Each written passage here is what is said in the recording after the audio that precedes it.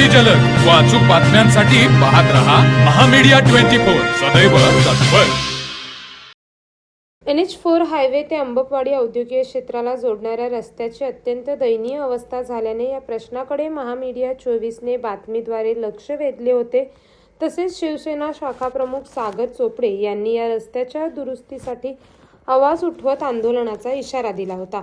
या पार्श्वभूमीवर संबंधित विभागाने तातडीने दखल घेत स्थानिक व्यावसायिकांना सूचना करून रस्त्यावरील खड्डे तात्पुरत्या भरण्याचे काम दुसऱ्या दिवशी सुरू केले।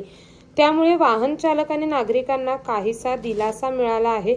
मात्र केवळ खड्डे भरणे हा कायमस्वरूपी उपाय नसून NH4 ते अंबकवाडी रस्ता संपूर्ण सिमेंट कॉन्क्रीटचा करण्यात यावा अशी मागणी शिवसेना व ग्रामस्थांनी पुन्हा एकदा केली आहे।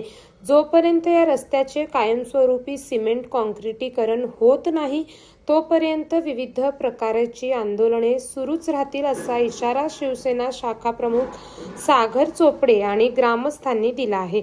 औद्योगिक क्षेत्रातील कामगार, उद्योजक आणि नागरिकांच्या दैनंदिन वाहतुकीसाठी हा रस्ता अत्यंत महत्त्वाचा असल्याने प्रशासनाने तातडीने कायमस्वरूपी उपाययोजना कराव्यात अशी मागणीही यावेळी करण्यात आली।